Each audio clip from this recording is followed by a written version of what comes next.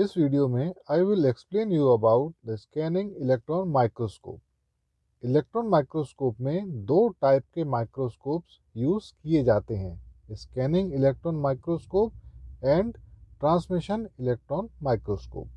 But इस video में I will explain you about only about the scanning electron microscope. Microbiology में SEM यानी कि स्कैनिंग इलेक्ट्रॉन माइक्रोस्कोप को यूज़ किया जाता है to study the surface structure of microorganisms and other biomolecules. Scanning electron microscope में electrons की kinetic energy को कन्वर्ट करते हैं स्पेसिमेन या जो ऑब्जेक्ट है उसकी इमेज को प्रोड्यूस करने के लिए। The kinetic energy of electrons is converted into electric energy which is further used to create image of the specimen or object. जब प्राइमरी या हाई काइनेटिक एनर्जी वाले इलेक्ट्रॉन्स किसी स्पेसिमेन से टकराते हैं तो एज ए रिजल्टेंट जनरेट होते हैं secondary electrons and back scattered electrons, और यही secondary electrons and back scattered electrons use होते हैं इमेज फॉर्मेशन के लिए। इलेक्ट्रॉन्स की वेवलेंथ काफ़ी कम होती है, इसलिए ऑप्टिकल लाइट माइक्रोस्कोप की तुलना में इलेक्ट्रॉन माइक्रोस्कोप की रिजोल्यूशन पावर कई हजार गुना ज़्यादा या हायर होती है। तो पहले देखते हैं स्कैनिंग इलेक्ट्रॉन माइक्रोस्कोप के कंपोनेंट्स एंड किस तरह से स्कैनिंग इलेक्ट्रॉन माइक्रोस्कोप में स्पेसिमेन की इमेज को प्रोड्यूस किया जाता है। ऑप्टिकल माइक्रोस्कोप में सिंपल विजिबल लाइट का यूज़ किया जाता है, बट इलेक्ट्रॉन माइक्रोस्कोप में विजिबल लाइट की जगह इलेक्ट्रॉन बीम का यूज़ किया जाता है, और ये इलेक्ट्रॉन बीम्स जनरेट होती हैं इलेक्ट्रॉन गन से। इलेक्ट्रॉन गन इलेक्ट्रॉन्स को एमिट करती हैं। इस इलेक्ट्रॉन गन के आगे लगा रहता है एनोड, जो कि इलेक्ट्रॉन गन से निकले इलेक्ट्रॉन्स को एक्सीलरेट करने या उनकी स्पीड को बढ़ाने का काम करता है। इसके बाद आते हैं दो electromagnetic condenser lenses. Electromagnetic condenser lens electromagnets के बने होते हैं जो इलेक्ट्रॉन के पाथ को डाइवर्ट करते हैं और इलेक्ट्रॉन्स को किसी पॉइंट पर फोकस करते हैं। इलेक्ट्रॉन गन से निकले हुए इलेक्ट्रॉन्स प्राइमरी इलेक्ट्रॉन्स कहलाते हैं। कंडेंसर लेंस के बाद प्राइमरी इलेक्ट्रॉन्स गुजरते हैं स्कैनिंग कॉइल से, जो अगेन इन इलेक्ट्रॉन्स को फोकस करती हैं स्पेसिमेन की तरफ, और इस तरह ये प्राइमरी इलेक्ट्रॉन्स गिरते हैं स्पेसिमेन के ऊपर। स्पेसिमेन से टकराने के बाद ये इलेक्ट्रॉन्स बिखर जाते हैं या स्कैटर हो जाते हैं। स्कैटरिंग से दो तरह के इलेक्ट्रॉन्स प्रोड्यूस होते हैं, एक होते हैं बैक स्कैटर्ड इलेक्ट्रॉन्स और दूसरे होते हैं secondary electrons. Back scattered electrons को डिटेक्ट किया जाता है बैक स्कैटर इलेक्ट्रॉन डिटेक्टर से, जबकि सेकेंडरी इलेक्ट्रॉन्स को कलेक्ट किया जाता है सेकेंडरी इलेक्ट्रॉन कलेक्टर से। इलेक्ट्रॉन कलेक्ट होने के बाद इलेक्ट्रिक करंट प्रोड्यूस होता है, जो सिग्नल एम्पलीफायर से होता हुआ डिस्प्ले या टीवी स्क्रीन तक जाता है, जहां पर इमेज प्रोड्यूस होती है। अब हम स्कैनिंग इलेक्ट्रॉन माइक्रोस्कोप के एक एक इंडिविजुअल पार्ट या कंपोनेंट की स्टडी देखते हैं। सबसे पहले इलेक्ट्रॉन गन, ये प्राइमरी इलेक्ट्रॉन्स को प्रोड्यूस करती है। This is the source of primary electrons. High voltage about 1 to 30 kilo volt तक अप्लाई करने से जो फिलामेंट है ये हीटअप होता है और इलेक्ट्रॉन्स को एमिट करता है। इसीलिए इलेक्ट्रॉन गन को थर्मियोनिक एमिशन गन भी कहा जाता है। इसका filament as a cathode work करता है टू जनरेट इलेक्ट्रॉन्स। फिलामेंट के रूप में तीन सोर्स यूज होते हैं, यानी कि जो फिलामेंट है ये तीन सोर्स का बना हो सकता है, तीन अलग अलग सोर्स का। टंगस्टन फिलामेंट या solid state crystals of cerium hexaboride या lanthanum hexaboride. and third one is field emission gun. Scanning electron microscope की पूरी असेंबली एक चैम्बर के अंदर फिट रहती है। इस चैम्बर में बहुत हाई पावर का वैक्यूम क्रिएट किया जाता है। वैक्यूम क्रिएट करने के लिए डिफ्यूजन पंप या रफिंग पंप या टर्बो मॉलिक्यूलर पंप का यूज़ करते हैं।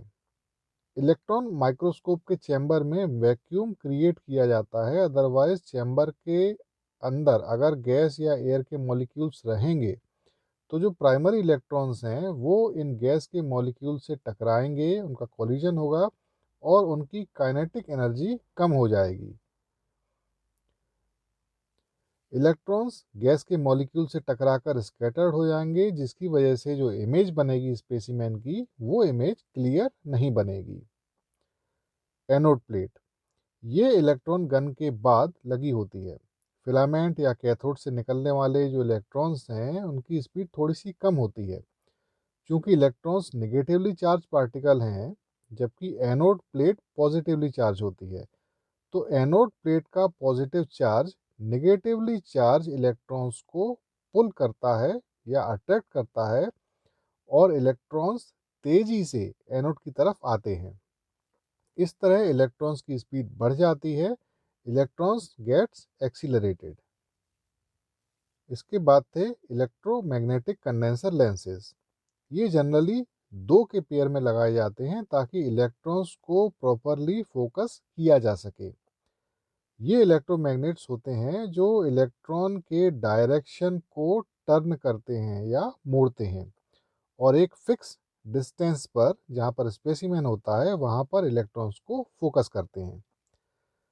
इलेक्ट्रोमैग्नेटिक कंडेंसर लेंसेज की पावर को या फोकसिंग डिस्टेंस को इनमें बहने वाले करंट की पावर को बढ़ाकर या रिड्यूस करके रेगुलेट कर सकते हैं।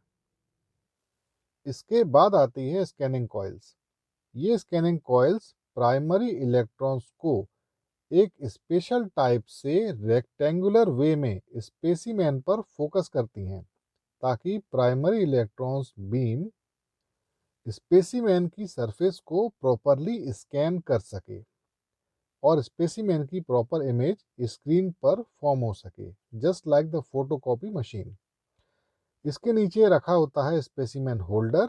स्पेसिमेन होल्डर जिस पर स्पेसिमेन को रखा जाता है, स्पेसिमेन को कई डायरेक्शन से प्रॉपर ऑब्जर्व किया जा सके, इसलिए जो स्टेज है जिस पर स्पेसिमेन को रखा जाता है ये स्टेज मूवेबल होता है, ये मूव कर सकता है। It can adjust vertically, horizontally, इसे झुकाया या टिल्ट भी किया जा सकता है ताकि स्पेसिमेन की सरफेस को हर एंगल से देखा या स्कैन किया जा सके।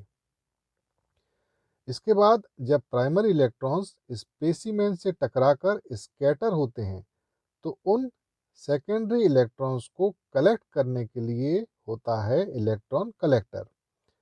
इसके लिए एक डिटेक्टर प्लेट होती है जिसके ऊपर फ्लोरोसेंट मटेरियल लगा होता है।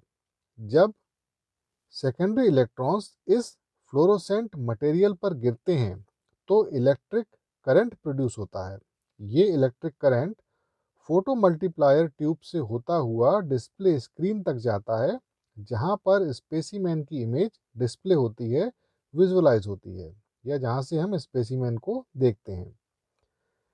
इलेक्ट्रॉन कलेक्टर के साथ साथ ही स्कैनिंग इलेक्ट्रॉन माइक्रोस्कोप में एक दूसरे टाइप का डिटेक्टर भी लगा होता है। ये होता है बैक स्कैटर इलेक्ट्रॉन डिटेक्टर। जैसा कि पहले बताया था अभी थोड़ी देर पहले कि स्पेसिमेन से टकराने के बाद दो तरह के इलेक्ट्रॉन्स जनरेट होते हैं, एक सेकेंडरी इलेक्ट्रॉन्स और दूसरे बैक स्कैटर्ड इलेक्ट्रॉन्स। तो ये जो बैक स्कैटर इलेक्ट्रॉन्स हैं इनको डिटेक्ट करने के लिए होता है बैक स्कैटर इलेक्ट्रॉन डिटेक्टर। अब बात करते हैं स्कैनिंग इलेक्ट्रॉन माइक्रोस्कोप के बेसिक प्रिंसिपल की, कि सैम में प्राइमरी इलेक्ट्रॉन्स और स्पेसिमेन के बीच किस तरह से इंटरेक्शन होता है और किस इंटरेक्शन की वजह से जो secondary and back scattered electrons हैं ये जनरेट होते हैं। जब प्राइमरी इलेक्ट्रॉन्स स्पेसिमेन पर गिरते हैं तो इलेक्ट्रॉन और स्पेसिमेन मॉलिक्यूल्स के बीच में दो तरह से इंटरेक्शन होता है। या हम कह सकते हैं कि प्राइमरी इलेक्ट्रॉन्स और जो स्पेसिमेन के मॉलिक्यूल्स हैं उनमें दो तरह से कोलिजन या टक्कर होती है। एक होता है इलास्टिक कोलिजन और दूसरा होता है इन इलास्टिक कोलिजन। जब इलेक्ट्रॉन्स स्पेसिमेन में present high molecular weight atom से टकराते हैं तो प्राइमरी इलेक्ट्रॉन्स की डायरेक्शन चेंज हो जाती है। ठीक वैसे ही जैसे कि कोई बॉल किसी भारी दीवार से टकराने के बाद बाउंस बैक होती है या रिवर्स होती है, तो स्पेसिमेन से जब इलेक्ट्रॉन्स बाउंस बैक होते हैं तो ये कहलाता है इलास्टिक कोलिजन और इसके कारण जनरेट होते हैं बैक स्कैटर्ड इलेक्ट्रॉन्स।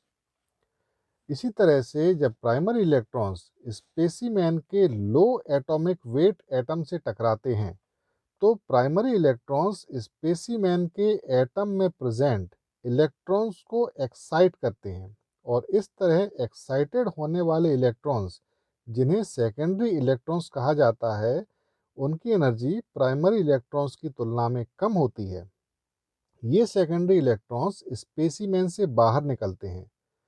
चूंकि एक्साइटेड सेकेंडरी इलेक्ट्रॉन्स की एनर्जी प्राइमरी इलेक्ट्रॉन्स की तुलना में कम है, इसलिए केवल स्पेसिमेन की सरफेस पर प्रेजेंट सेकेंडरी इलेक्ट्रॉन्स ही स्पेसिमेन से बाहर आ पाते हैं। स्पेसिमेन के अंदर गहराई वाले जो सेकेंडरी इलेक्ट्रॉन्स हैं उनमें इतनी एनर्जी नहीं होती कि वो स्पेसिमेन से बाहर निकल सकें, तो केवल सरफेस से निकलने वाले सेकेंडरी इलेक्ट्रॉन्स ही ट्रेवल करके इलेक्ट्रॉन डिटेक्टर तक पहुंचते हैं और स्पेसिमेन की इमेज को प्रोड्यूस या फॉर्म करवाने में पार्टिसिपेट करते हैं। स्कैनिंग इलेक्ट्रॉन माइक्रोस्कोप से हमें केवल स्पेसिमेन की सरफेस स्ट्रक्चर की ही जानकारी मिलती है, क्योंकि सिर्फ सरफेस से निकले हुए secondary electrons and back scatter electron he detector से होते हुए इमेज फॉर्म करवाने में यूज होते हैं। इसीलिए केवल सरफेस की जानकारी हमें मिलती है। अब इसे आप एनिमेशन से भी थोड़ा समझिए। ये प्राइमरी इलेक्ट्रॉन्स हैं और ये है स्पेसिमेन। प्राइमरी इलेक्ट्रॉन्स स्पेसिमेन को हिट करेगा और बाउंस बैक होगा in the form of back scatter electrons through elastic collision, and also it generate some low energy secondary electrons due to inelastic collision. जब primary electrons high molecular weight atom से टकराता है तो higher positive ions की वजह से primary electron की direction change हो जाती है, बट इस केस में एनर्जी का कोई लॉस नहीं होता, नो लॉस ऑफ एनर्जी। ये होता है elastic collision to generate back scatter electrons. दूसरे केस में प्राइमरी इलेक्ट्रॉन्स स्पेसिमेन में प्रेजेंट इलेक्ट्रॉन्स को एक्साइट करते हैं और केवल स्पेसिमेन की सरफेस से सेकेंडरी इलेक्ट्रॉन्स जनरेट होते हैं। इनकी एनर्जी कम होती है, इसलिए केवल सरफेस इलेक्ट्रॉन्स ही स्पेसिमेन से निकलकर डिटेक्टर तक जा पाते हैं और इसी वजह से स्कैनिंग इलेक्ट्रॉन माइक्रोस्कोप से हमें केवल स्पेसिमेन की सरफेस की ही जानकारी या इन्फॉर्मेशन मिल पाती है। तो इस तरह आपने देखा कि स्कैनिंग इलेक्ट्रॉन माइक्रोस्कोप का इंस्ट्रूमेंटेशन क्या होता है, उसकी वर्किंग और उसका बेसिक प्रिंसिपल क्या होता है। Thanks for watching.